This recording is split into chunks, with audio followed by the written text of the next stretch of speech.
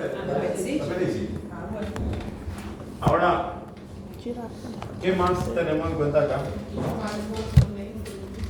Kit de ovario también.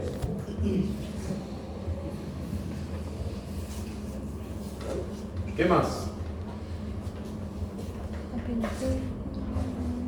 De forma general, bajo vientre y todo eso, lo que sea. Tenemos acá. Vai ser todas as informações, não? Corites, apendicites, não? Por el dolor y los síntomas, eso. Tenemos que tener una EPI en general también, por más que sea una causa de embarazo ectópico, ¿verdad? Por el dolor y la clínica. Ahora, ¿cómo hacemos la diferencia? Diferencia, acá por ejemplo en el laboratorio, ninguno va a tener beta-HCG positivo. Tampoco un antecedente de retraso menstrual. Ahí ya tenemos dos cosas que va descartando. Ahora, en cuanto al laboratorio, en este caso también hay que ir pidiendo, y eso ya es de forma general, si es embarazo ectópico, quiste de ovario, ese grupo, siempre se pide también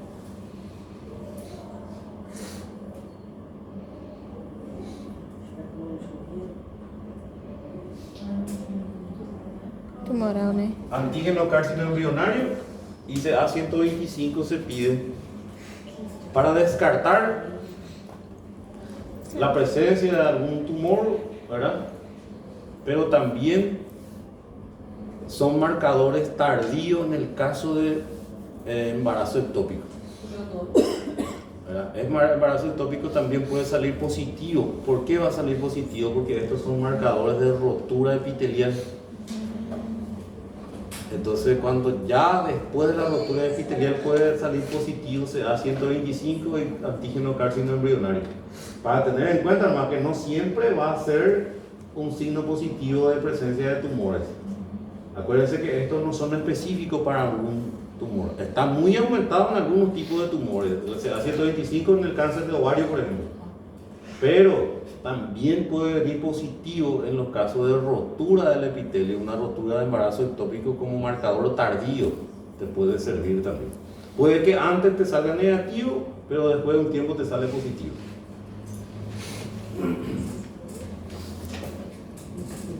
¿Cuál es algo que de entrada en la clínica me va a diferenciar entre un embarazo ectópico y apendicitis aguda? Cronologia de morte. Cronología de muerte. Dolor en epigastrio, que después irradia el flanco y fosa ilíaca derecha. Va a haber fiebre, vómitos. En el embarazo ectópico no hay dolor en epigastrio inicialmente y, como dijimos, no hay presencia de fiebre. Puede haber febrícula, pero no hay fiebre algo. En una apendicitis aguda va a haber fiebre, sí o sí. A no ser que sea un inmunodeprimido o paciente que utiliza corticoides a dosis continua, pacientes que utilizan inmunosupresores continuamente, en eso puede estar enmascarado la fiebre de un proceso infeccioso. Son excepcionales, pacientes excepcionales, pero que te van a presentar otros síntomas de complicación, ¿verdad?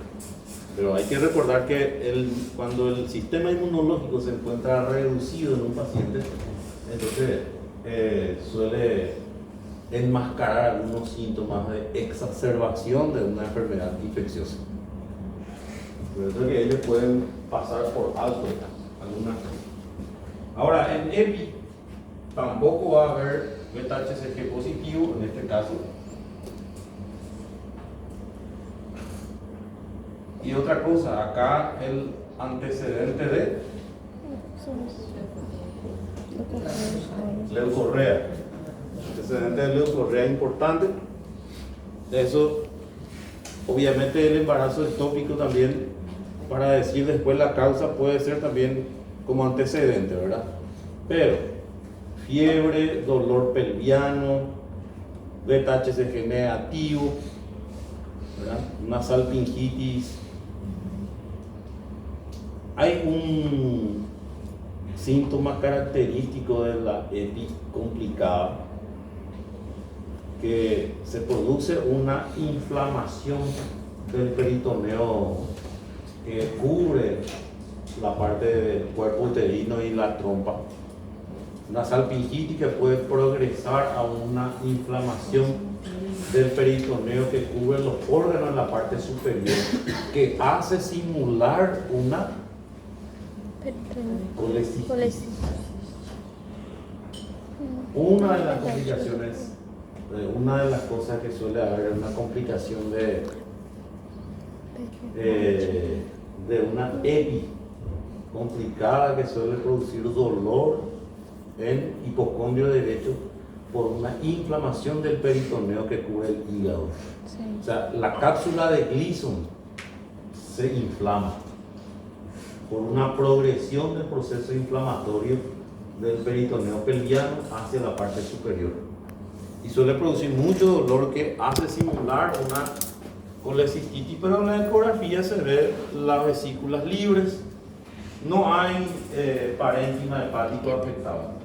No se olviden, ese es un signo que es una EPI complicada y que te hace descartar con la ecografía una colecistitis, porque solo está inflamado la cápsula de Gleason, pero no afecta el parénquima ni la vesícula.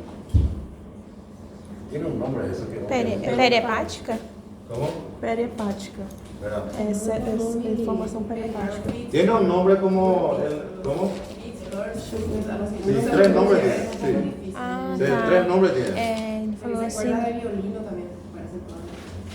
Sim, eu lembro ele falando, mas eu não notei não. Síndrome de Fitz-Curtis. Ahí está, sí. Fitz-Curtis, exactamente. Nossa, Ese es el síndrome. Ese es el síndrome por una EPI complicada. Una progresión de la EPI complicada a través del peritoneo inflama la cápsula de Gleason y suele confundir a veces. Pero vos descartás con la ecografía.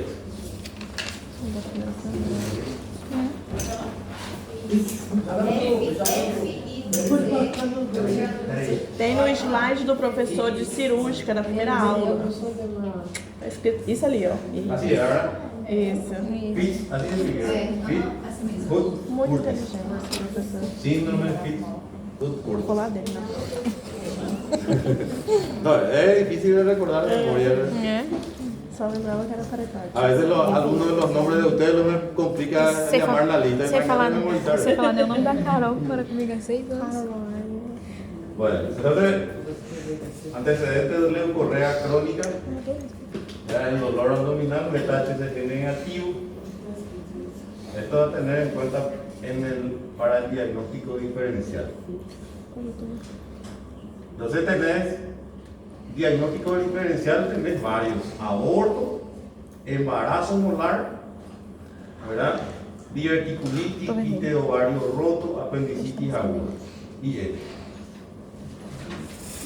Pero esto no es, ustedes ya no son más alumnos de semiología, ustedes ya son alumnos de clínica. Entonces, cuando vos decís diagnóstico diferencial, bueno, ¿cuál es la diferencia?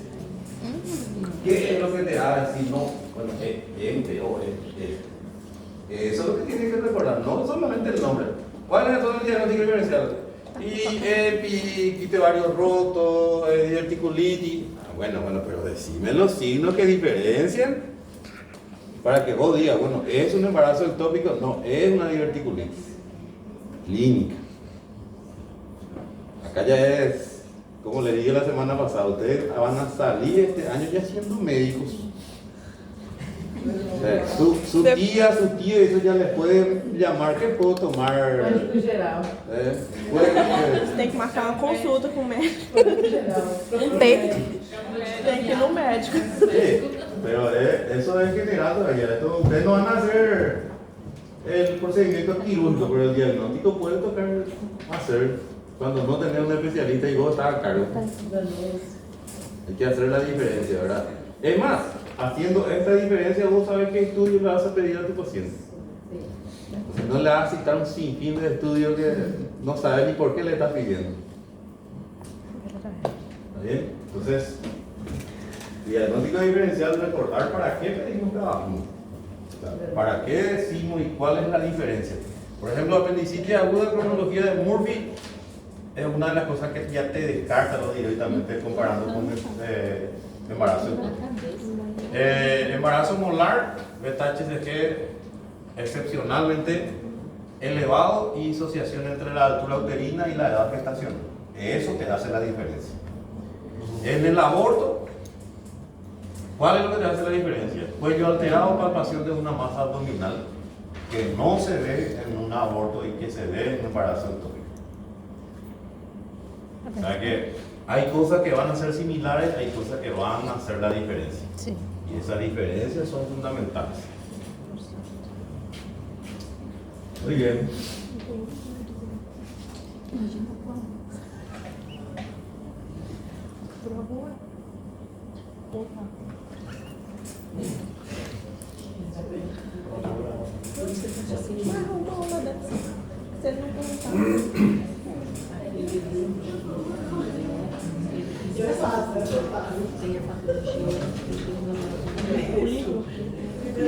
Ontem que ela mandou que eu pedi.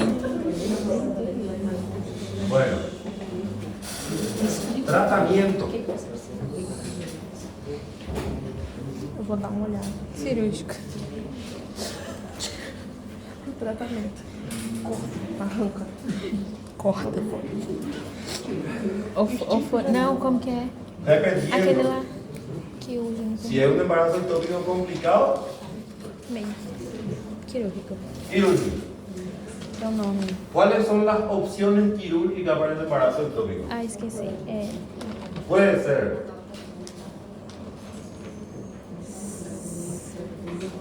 Eu não sei o que é ectomia. salpingectomía parcial, Isso. Gectomia. Ou salpingoscopia. Salpingoscopia. Ngospia. Tomia, isso. tomía, no copia, tomía, ¿verdad? Entonces, salpingectomía parcial, se quita una parte, ¿verdad? Prácticamente esa trompa ya se queda disfuncional.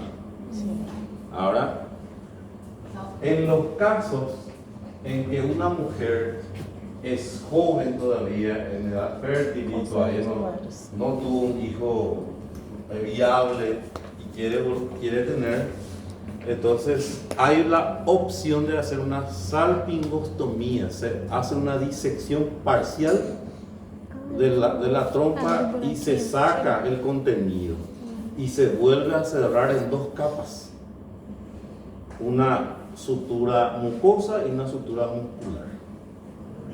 Ahora, acá no es este procedimiento lo que me interesa que se acuerde.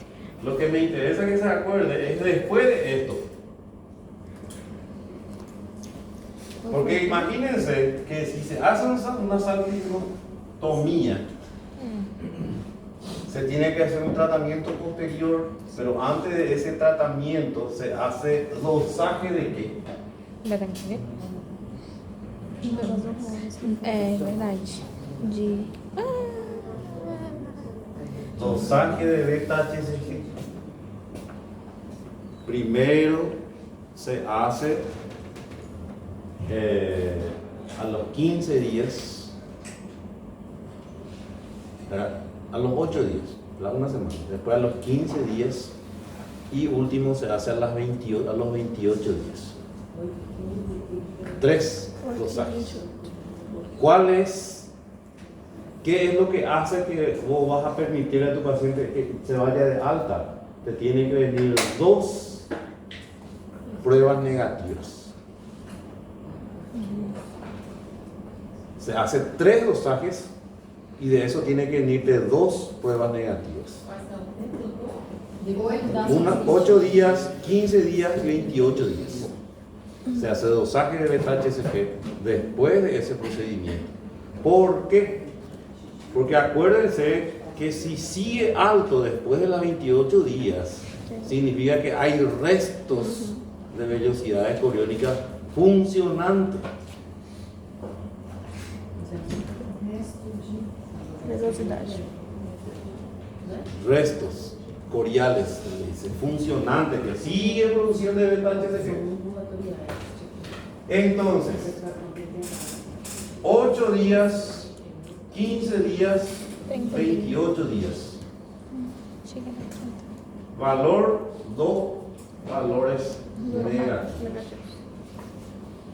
Ahora, en los casos en que en esto hay un ascenso en vez de descenso de beta-HCG, se hace un tratamiento con Eu esqueci o nome do medicamento. Texanato. metotrexato. Se hace un tratamiento Se vier positivo, tem resto de quê, doutor? Velocidade. Funcional. Entonces, se hace un tratamiento con metotrexato, ¿verdad? Y se vuelve a controlar después. ¿Por qué? Porque acá, por ejemplo, se busca proteger la fertilidad de la mujer, ¿verdad? Entonces tiene un manejo diferente, una salpingotomía total, sí. Metotrexato é para quê, né? Para casos de que Y tem en acesso. caso, Continue en caso de que después de esto te venga un Ascenso. aumento de beta-HCG. Metotrexato é um imunosupresor. Não é ele só positivo. Tá doendo? Então, mais aumentado. Sí, o sea, tiene que, si no está en descenso, se mantiene constante o está un poco más aumentado o muy aumentado, ¿verdad? Se evalúa la utilización de metotrexato. Algunos utilizan una dosis y ya responde, algunos puede utilizar hasta 2 veces. Professor, em algum caso, vai ter que fazer oforectomia em alguma dessas pacientes? Ou não? Oforectomía É. depende si es que afecta la parte ovárica, completa, hay una sobreinfección importante, hay algunas cosas que se puede hacer, ¿verdad? Hay casos especiales, pero lo normal no, Nem nas mais de 40 lo anos. más común. Esse tratamento cirúrgico é pro complicado. Quando é leve mesmo, caso Claro. assim, você faz direto medicamento. Tirar o Claro, ovário si el inteiro. paciente viene con una rotura y un sangrado importante, É. una cirugía, entonces hay elección. Estamos hablando de un embarazo ectópico, por ejemplo, subagudo, por ejemplo, ¿verdad? Que no hay rotura, pero podemos todavía recuperar. Pero si ya hay rotura, esto es una salpingotomía. O por lo menos eso es lo que siempre hacen los ginecólogos, ¿verdad? Hacen una salpingotomía por 2 razones, ¿verdad? Que es mucho más rápido, hace que la hemorragia se pueda detener más rápido y protegemos la vida de la paciente también. Entonces, metotrexato es una de las medicaciones que tenemos entonces en los casos posteriores. Sí. Acabou. ¿Preguntas?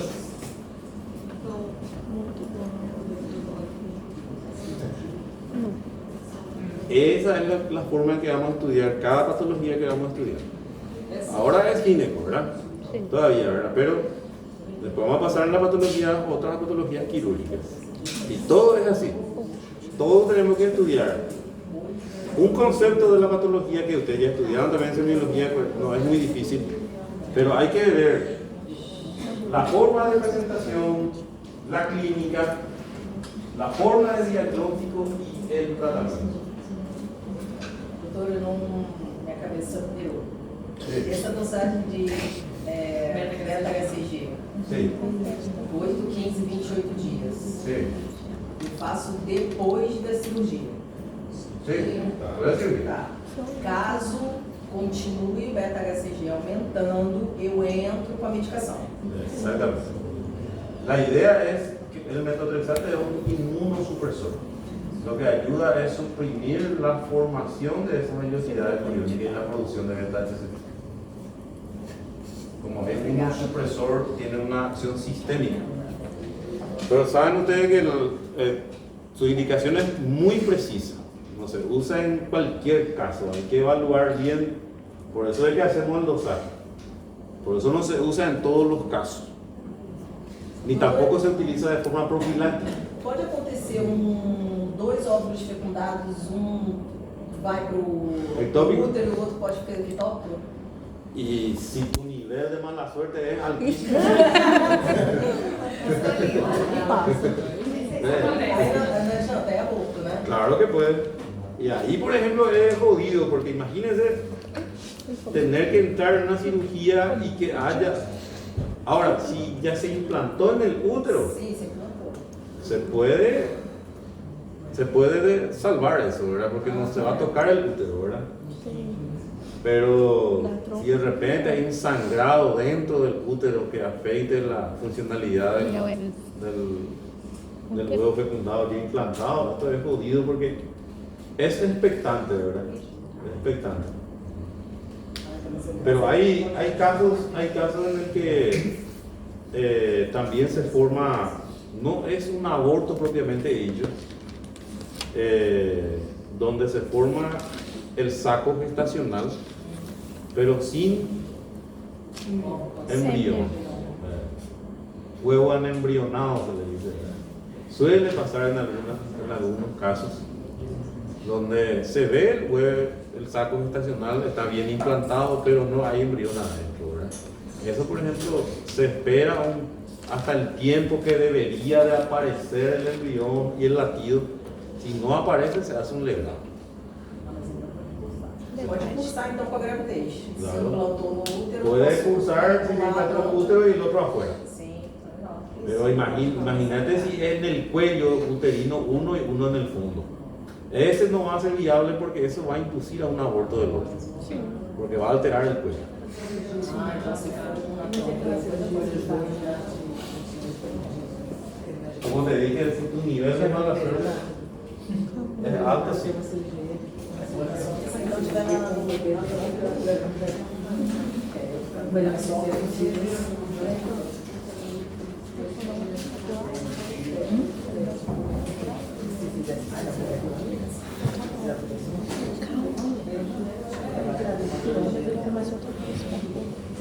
Dá pra pausar, né? Mas olha, Te chamou. Depois da Sabrina.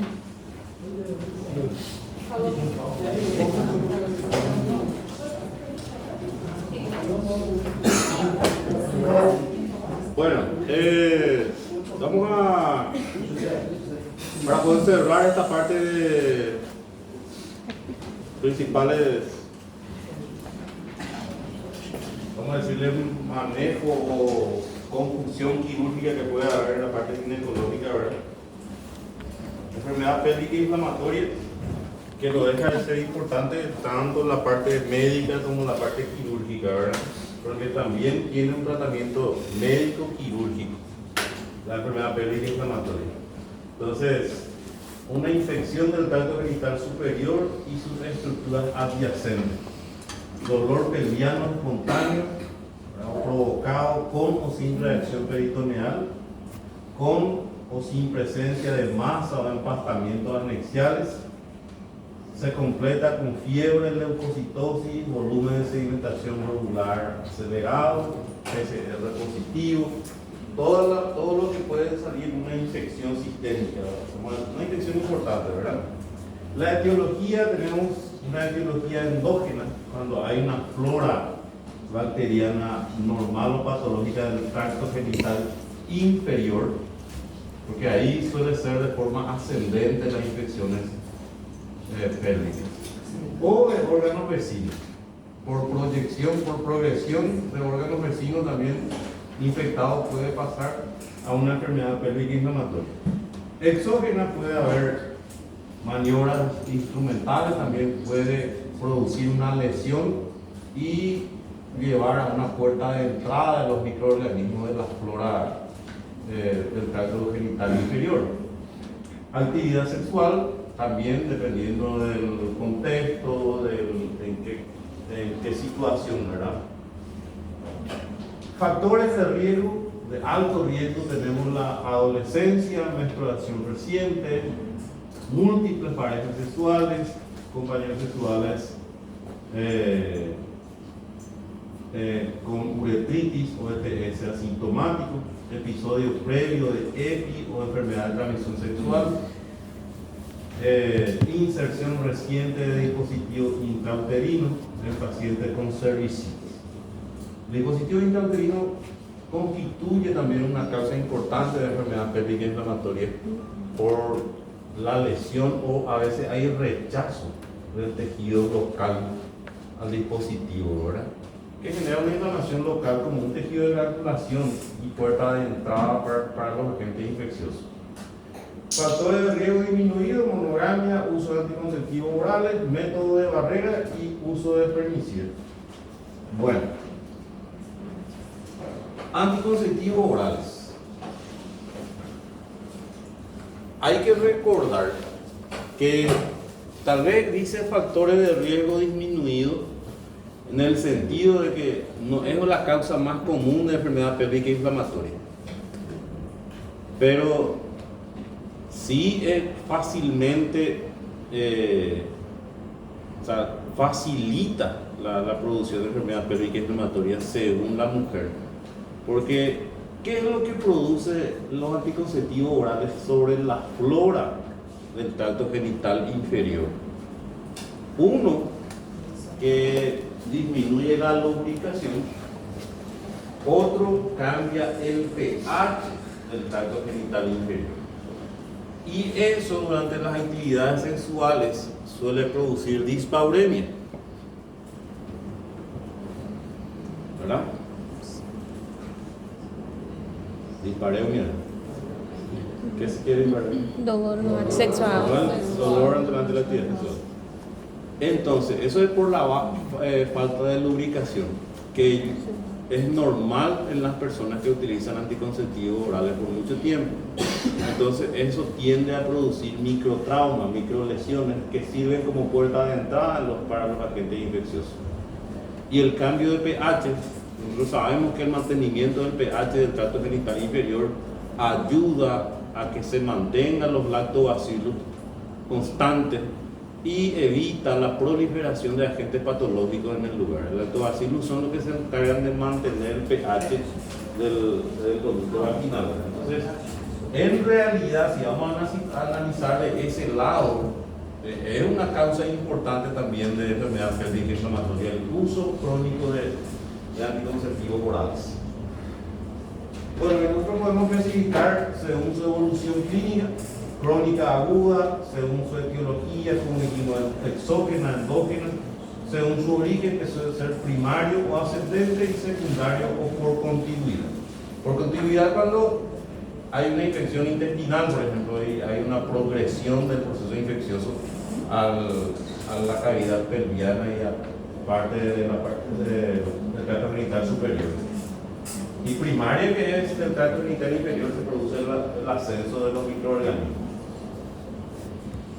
Según estudios clínicos y la localización, salpingitis o endometritis sin reacción peritoneal, salpingitis con reacción peritoneal sin masas anexiales, absceso tubovárico o absceso central del ovario y peritonitis difusa. ¿Vieron? Del estadio 1 al estadio 4, que es el más grave, vamos a decirle, cuando hay ya una progresión de la enfermedad y lleva a una complicación como una peritonitis. Este estadio es muy importante recordar, ¿verdad? Porque cada uno tiene una clínica progresiva. Según las características laparoscópicas, leve, moderado y grave, dependiendo justamente de lo que se encuentra cuando se hace una laparoscopía, ¿verdad? Entonces, esas son nuestras clasificaciones. Vía de propagación. Vía canalicular es cuando del tracto genital inferior hay un ascenso, ¿verdad?, de los microorganismos hacia el tracto genital superior y los contenidos anexiales peritoneales. Eso es canalicular. Cuando esto va complicándose y la infección se vuelve más severo, la propagación puede ser linfática y hematógena. Cuando es linfática es cuando aparece lo que estábamos mencionando hace rato. O sea, que linfática y hematógena, dolor pélvico fiebre, presencia de dolor a la palpación o una masa en los anexos, secreción purulenta, síntomas generales o sistémicos y dolor en el hipocondrio derecho, lo que estábamos mencionando hace rato, ¿verdad? El síndrome. ¿Por qué ocurre esto? Porque ya hubo una propagación linfática de la infección. Porque acuérdense que por la propagación linfática puede ir del tracto genital al peritoneo y del peritoneo pelviano puede ir al peritoneo parietal superior y visceral. A través de la vía linfática ellos pueden propagarse así. Y estas son las cosas que nosotros tenemos que tener en cuenta como médicos generales en el momento del tratamiento. ¿Cuál es el tratamiento inicial que se suele hacer cuando la enfermedad pélvica o un flujo que nosotros sabemos que puede ser una micosis o una infección bacteriana no muy complicada? Lo primero que se hace es el tratamiento tópico. Óvulos vaginales con una combinación de antimicóticos, a veces antibacterianos, ¿verdad? Sí. Ahora, eso nosotros estamos hablando cuando todavía no es una EPI complicada, o sea, estamos hablando de todavía de una infección local del tracto genital inferior que empieza a tener secreciones como leucorrea, pero todavía no hay fiebre, dolor pelviano y todo lo que estamos mencionando cuando hay una EPI establecida. Cuando de repente el paciente que empezó con leucorrea por varios días o semanas, después empieza a tener dolor en el bajo vientre, después ya empieza a tener fiebre, malestar general, dolor en el hipocondrio derecho. En esos casos usar un óvulo ya no tiene sentido. En esos casos ya se hace un tratamiento sistémico, vía oral o intravenoso, en todo caso si está internado por ejemplo el paciente. Pero ya no tiene sentido hacer un tratamiento con óvulos, o sea, el tratamiento local ya no te ayuda para nada en ese punto.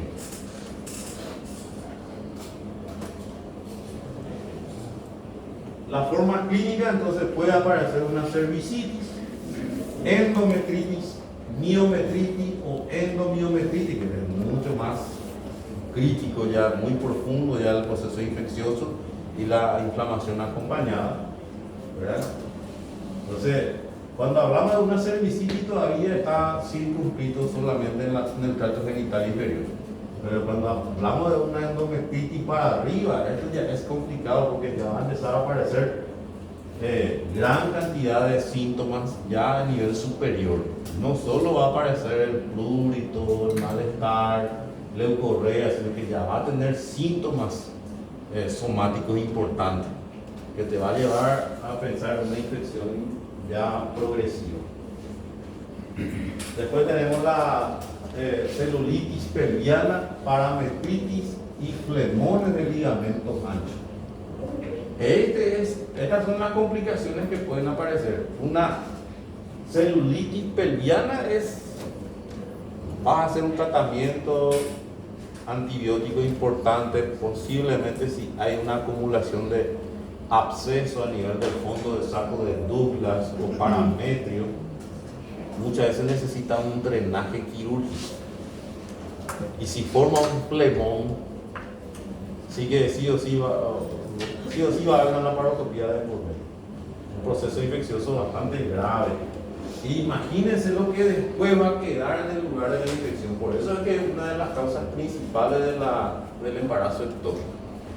Porque se queda la cicatriz que dificulta la funcionalidad del epitelio de la trompa, ¿verdad?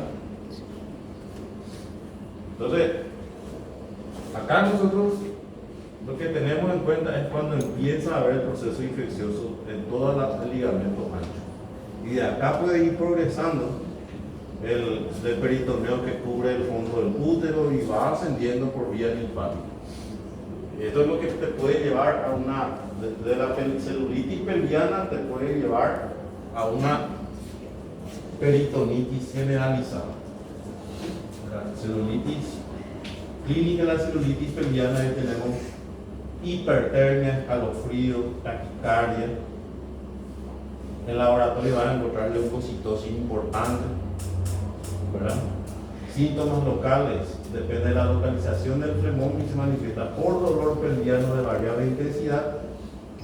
Los signos y síntomas propios de localización van a ser flemón de la base del ligamento ancho. Por el tacto vaginal se puede apreciar entonces acortamiento de los fondos del saco y un empastamiento doloroso extendido desde el borde hasta la pared pelviana. Es decir, que el proceso inflamatorio agarra la parte lateral y la parte de la cavidad inferior. Hay un empastamiento, pero hay una acumulación de secreción infecciosa ahí, ¿verdad?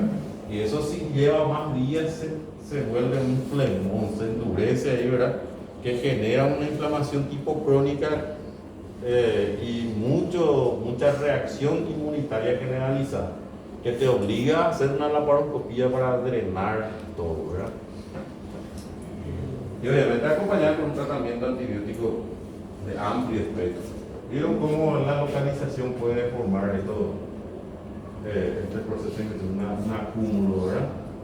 Y después de esto se tiene que ir recepcionando, si no se va quedando o fibrosando lateralmente por el proceso infeccioso progresivo. Sería más o menos entonces el procedimiento, ¿verdad? ¿Vieron cómo? Este es el coxal, ¿verdad? El isquion y el pubis.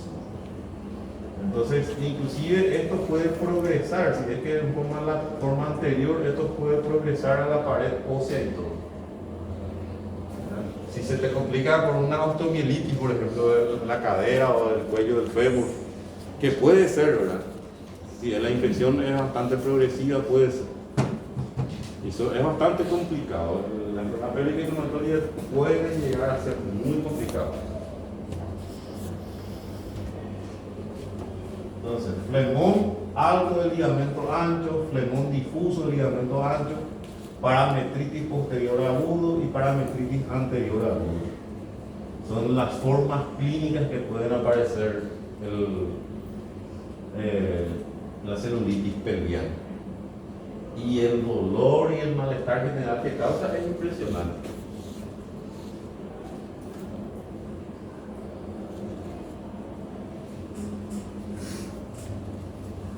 La clínica de la anexitis, acá tenemos dolor espontáneo provocado en la región y las regiones anexiales, palpación de los anexos agrandados o tumefacción, signos de infección, fiebre, leucocitosis, eritrosedimentación elevada en el laboratorio, ¿verdad? Todo lo que te da a entender es que hay una proliferación bacteriana importante, ¿verdad? Después de la celulitis pelviana, más complicación podemos llegar a la peritonitis. Puede estar localizado a nivel de la pelvis o puede difundir al peritoneo abdominal superior. Y esto va a llevar a una peritonitis generalizada. Progresa de una celulitis pelviana a una peritonitis pelviana y después una peritonitis generalizada. Vías canalicular, linfática, hemática, directa por heridas o por estallido de piosalpi, piovario o absceso. Puede haber, fíjate que siempre cuando se forma un acúmulo de abscesos suele tener una pequeña cápsula que envuelve, ¿verdad? Hay que recordar que nuestro organismo trata de defender lo máximo las cavidades peritoneales, ¿verdad? El epiplón mayor es uno de los que trata de cubrir el proceso infeccioso local. Pero cuando eso se vuelve muy extenso, se pierde esa capacidad de retención, entonces explota y se esparce en la cavidad. Eso es lo que lleva a una peritonitis generalizada.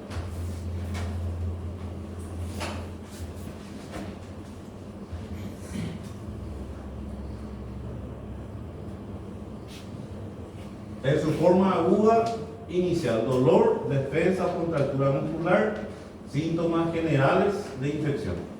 En su forma supurada, forma el absceso del fondo del saco de Douglas. Este es lo más grave, porque el absceso del fondo del saco de Douglas, en la mayoría de los casos, requiere de una intervención quirúrgica para el drenaje. Porque ya ese absceso no se resuelve fácilmente. Más o menos así, ¿verdad? ¿Vieron cómo hay un acúmulo de secreción purulenta en la parte posterior?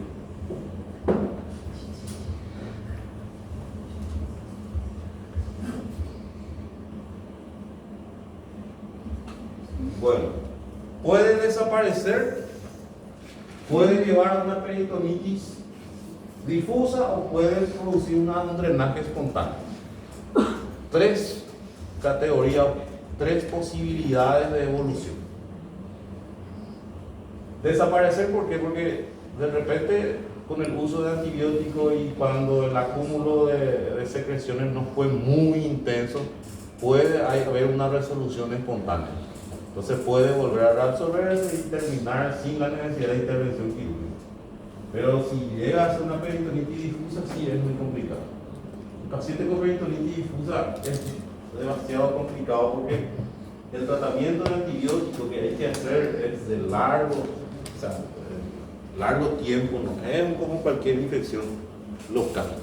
Es un antibiótico sistémico de amplio espectro para una flora polimicrobiana, ¿verdad? Y a veces es a la suerte y depende mucho del estado previo del paciente para que pueda evolucionar bien. Es un poco incierto la peritonitis. Entonces, cuando se propaga el peritoneo abdominal en forma progresiva o bruscamente por la rotura de una colección. Entonces ahí tenemos dolor, fiebre, taquicardia, taquipnea, hipotensión, náuseas, vómitos, síndrome de Bloomberg positivo, hilo paralítico, distensión abdominal, timpanismo, ruido hidroaéreo negativo, deterioro del estado general. ¿Por qué hay deterioro del estado general? Porque en la peritonitis generalizada ya en muchos casos ya aparece el SIRS, ¿verdad? Síndrome de respuesta inflamatoria aguda, sistémica, ¿verdad? Entonces eso ya lleva a un estado general totalmente deteriorado. Un estado preséptico, ¿verdad? Vamos a decirle. Preséptico porque todavía no es una sepsis propiamente dicha, pero sí es un riesgo muy alto que pase a ese siguiente escalón.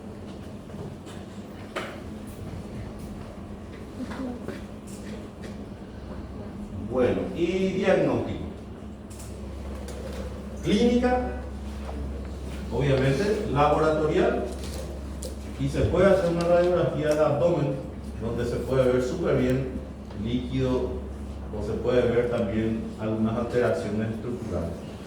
Más una ecografía mejor, más rápido, ¿verdad? Y vas a ver si hay líquido en cavidad, colección, todas esas cosas. En cuanto al tratamiento de la peritonitis, si es, ya tenemos una triada terapéutica esencial. Una hidratación correcta. ¿Cuándo hablamos de una hidratación correcta?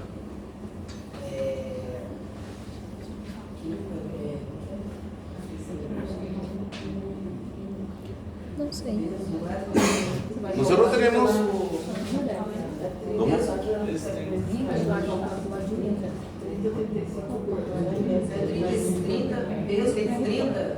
Sí. Pero en este caso, ¿qué tipo de suero vas a utilizar? Solução fisiológica. Sí, ¿ringer o suero fisiológico? ¿Por qué? Porque tem menos sal. Vos tenés, a usted tiene que recordar esto. Vos tenés dos tipos de grupos de sueros. Sí. Cristaloides, coloides. ¿Qué son los cristaloides? Soluções. ¿Cómo? Los cristaloides son las soluciones que ayudan para rehidratación o mantenimiento. Y los coloides son expansores del volumen. ¿Se entiende? ¿Y cuál es la diferencia entre los cristaloides y los expansores, que son los coloides? Los expansores utilizamos en caso de hipovolemia para mantener la presión arterial. Ponerle a un paciente que está teniendo una hemorragia grave y tiene síntomas de hipovolemia y no tenés en el momento para transfundir sangre, y para evitar que te haga una hipotensión, porque si hace una hipotensión va a entrar en shock, entonces podés administrarle un coloide. ¿Cuáles son los coloides? El dextrano, almidón, porque tienen macromoléculas que van a ayudar a expandir el plasma y aumentar la presión. Sin embargo, volúmenes de suero como el suero fisiológico, cloruro de sodio, glucosa al 5%, Ringer, lactato, la mayoría son isotónicos, que se distribuye de forma igual a nivel intra y extracelular y redistribuye bien el líquido extra e intracelular, principalmente. Sin embargo, el otro es a nivel intravascular. El expansor es intravascular, principalmente, porque son macromoléculas. Y de ahí tenemos, dependiendo de la alteración hidroelectrolítica que tenga tu paciente, puede usar glucosa hipertónica o cloruro de sodio hipertónico o hipotónico. Eso ya va a depender de tu nivel de alteración hidroelectrolítica. Pero de entrada siempre tenemos uno que es fisiológico. Cuando hablamos de fisiológico, cuando la osmolaridad de ese suero es igual al de la corporal, entonces no altera la diferencia de potencial entre el interior de la célula y el exterior de la célula. Entonces en estos casos utilizamos los sueros de rehidratación, los cristaloides. Uno de los cristaloides va a tener en cuenta, ¿verdad? El Ringer lactato muchas veces utilizamos en estos casos. ¿Por qué? Porque aparte de reponer un poco de líquido, sodio, cloro, también tiene sustrato energético. Sin embargo, el suero fisiológico, cloruro de sodio, por ejemplo, es principalmente de rehidratación, mantenimiento del líquido corporal, nada más. Então, se uma paciente chegar sangrando ou uma hemorragia, eu colocaria um coloide, se eu tivesse. Sim. Se é uma paciente que está chegando desidratada, sem hemorragia aparente, alguma coisa, eu já cristalóide. Cristalóide. Ahora, nosotros habíamos hablado también de los factores de riesgo. Algo que no tocamos, ¿verdad? Justo me acordé, ¿verdad? Dijimos promiscuidad, uso de anticonceptivo oral, muchas cosas, ¿verdad? El médico que hace la historia tiene el antecedente, cuando es minucioso se acuerda de todo, ¿verdad? La dieta de la paciente. ¿Qué tiene que ver la dieta de la paciente con la enfermedad pélvica inflamatoria? Rica em gordura. Açúcar inflamatório. El consumo en exceso de carbohidratos, que aumenta la capacidad proliferativa de los gérmenes. Eso se tiene mucho en cuenta, la dieta. Tromboflebitis puede aparecer como una complicación. La tromboflebitis puede aparecer en las venas gonádicas, principalmente, que desembocan en la vena cava inferior y en la vena renal. Entonces, inclusive se suele hacer un colapso quirúrgico de la vena cava hasta solucionar la trombosis venosa, para evitar que pase una embolia a nivel de la circulación general. Entonces, la tromboflebitis puede ser una complicación grave y secundariamente puede llevar a otras complicaciones más graves todavía, ¿verdad?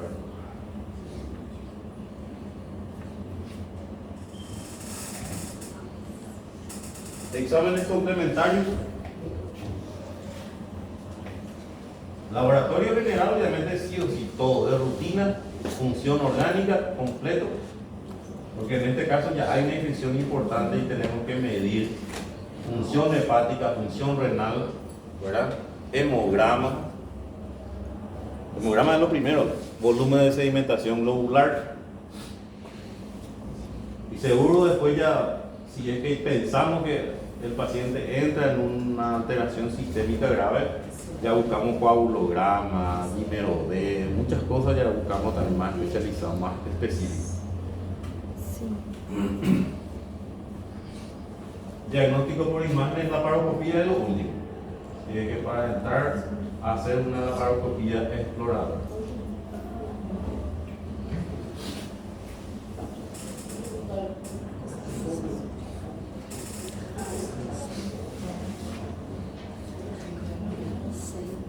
Bueno, y hace rato hablamos del diagnóstico diferencial.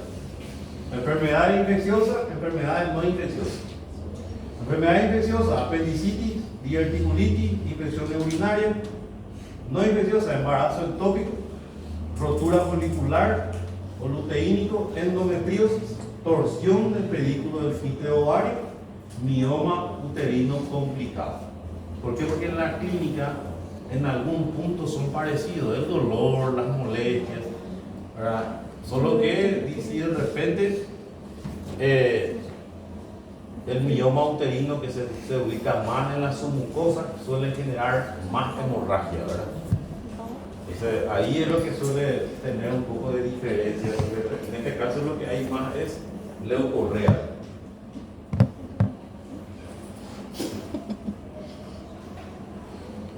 Epicilente, causada por clamidia trachomática, es frecuentemente asintomático u oleosintomática, tienen síntomas muy leves, ¿verdad? Puede provocar escaso o nulo dolor pelviano, sucediendo lo mismo con el volumen de sedimentación globular, el PCR y la fiebre. Casi nada de síntomas, pero puede agudizarse en casos particulares. Cuando el sistema inmunitario se ve afectado por algún otro factor, puede agudizarse esa infección pelviana. O inclusive esa inflamación constante de la trompa tiende a llevar, si aparece un embarazo, de repente puede aparecer el embarazo ectópico por esa causa, por más de que no hubo muchos síntomas de enfermedad pélvica inflamatoria, pero sí hay un proceso inflamatorio ahí constante.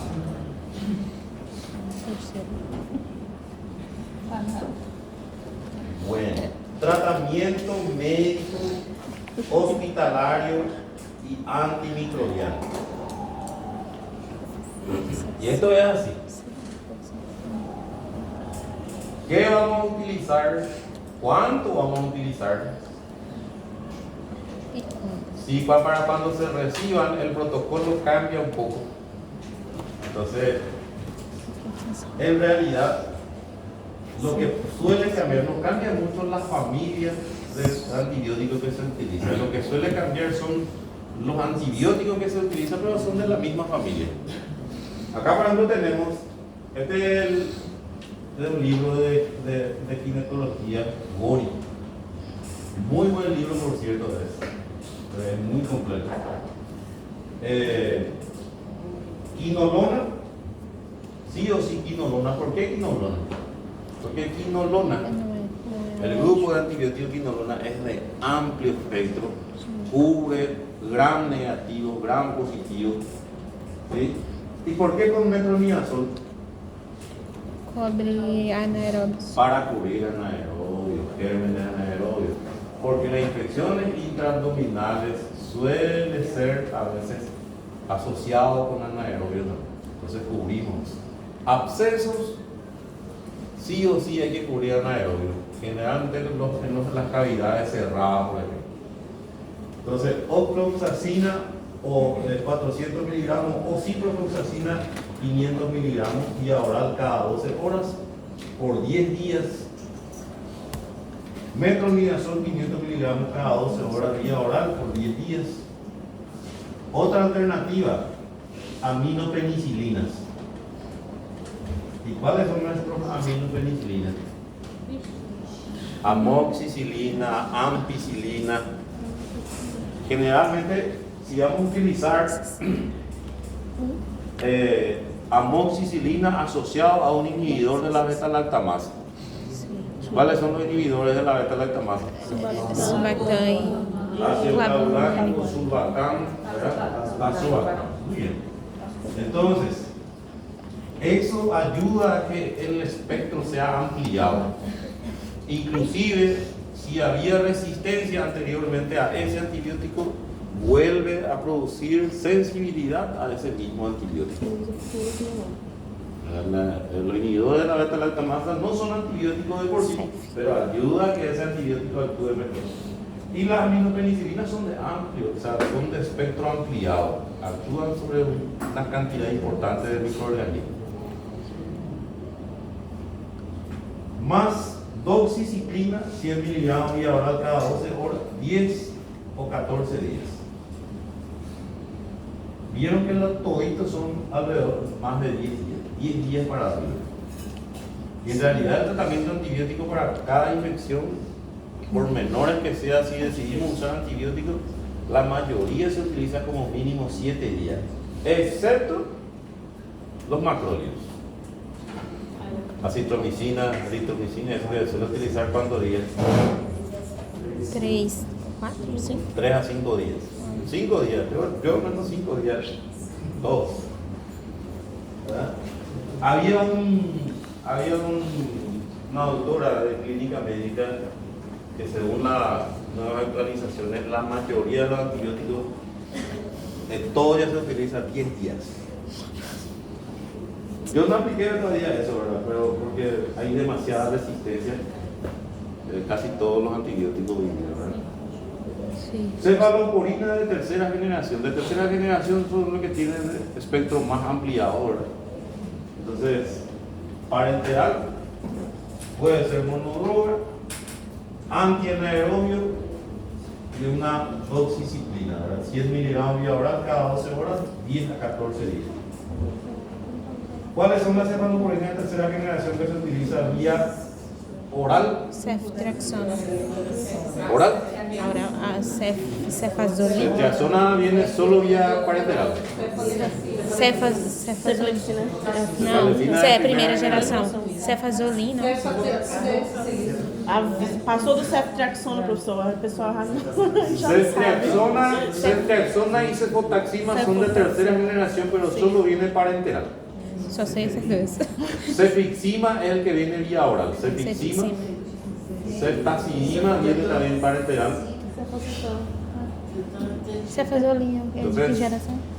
De tercera generación. Cefaxona. No me diga más de tercera generación cefalexina. Cefalexina es de primera generación. Claro que não. Não foi, não. Você falou que sim? Não. Bueno, Eu falei que não. Tá gravando. Pois é. paciente hospitalario. Lembra? Podemos utilizar ofloxacina o ciprofloxacina 200 intravenoso cada 12 horas, metronidazol intravenoso cada 8 por 48, luego vía oral por 10 días. En este caso el tratamiento, si está hospitalizado el paciente o la paciente, ¿verdad? Intravenoso, de entrada intravenoso. Aminopenicilina más inhibidor de la beta-lactamasa intravenoso cada 6 por 48 a 72 horas. O sea, generalmente utilizamos ampicilina, sulbactam. Cefalosporina de tercera generación durante 48 a 72 horas, intravenoso, por ejemplo. Si vamos a utilizar ceftriaxona o cefotaxima, ¿verdad? Ceftriaxona se utiliza, si va a utilizar cada 12 horas, se utiliza 1 gramo cada 12 horas. Si va a utilizar cada 24 horas, 2 gramos. Porque las ampollas vienen de 1 y de 2 gramos. Sí.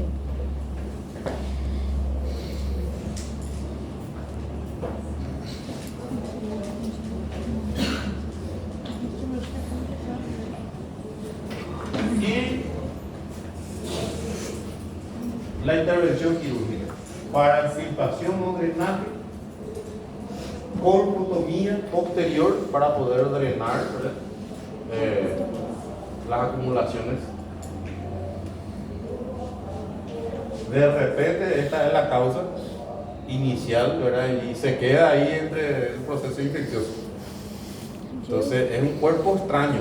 Una vez que se produce un tejido de granulación alrededor, es un cuerpo extraño que hay que quitar, porque si no, no va a mejorar la situación. Ligadura de vena cava inferior y de ambas venas ováricas por encima del nivel del trombo, para evitar justamente que una embolia pase a la vena cava inferior, porque pasa a la vena cava inferior, eso va a ir a la aurícula derecha, al ventrículo derecho, y después ¿dónde va? Aurícula, cerebro, pulmón. Pulmón. Antes do cerebro. Obviamente esto va relacionado a esto, la heparinización, para ayudar a esparcir otra vez, disolver ese coágulo. ¿Preguntas? Bueno, entonces con esto cerramos lo que es embarazo ectópico y como le dije, cuando vayan leyendo, a mí ya no me importa más que vos me recites toda la enfermedad. A mí lo que me importa es qué vas a hacer para hacer el diagnóstico y cuál es el tratamiento. O sea, ¿qué vas a hacer para hacer el diagnóstico? La clínica. ¿Cómo se hace la clínica? El diagnóstico diferencial. ¿Cuál es el estudio que vamos a hacer para esta patología? ¿Y para qué? ¿Qué buscas ver en ese estudio? Y el tratamiento. Enfoque en eso. Tanto para clínica médica como para clínica quirúrgica, ese es el enfoque. Com relação à extirpação, vai fazer a extirpação das trompas do ovário? No, extirpación es la colección. Pero acordate que la epi complicada produce una colección de abscesos en el paramétrico inicialmente, al lado en el ligamento ancho, forma un absceso con una pequeña cápsula. Mientras se encuentra, o puede haber un absceso, acúmulo de absceso en el fondo del saco de Douglas. Entonces, eso se puede quitar con una cirugía, se puede drenar. Ahora, si no llegaste a drenar y se complica, esa cápsula puede romperse y esparcir ese proceso infeccioso en la cavidad peritoneal. Y eso lleva a una peritonitis pelviana y después una peritonitis generalizada. Y eso es lo que se quiere evitar llegar cuando uno hace el diagnóstico. Doutor. Causas más comunes: clamidia, Neisseria gonorrhea.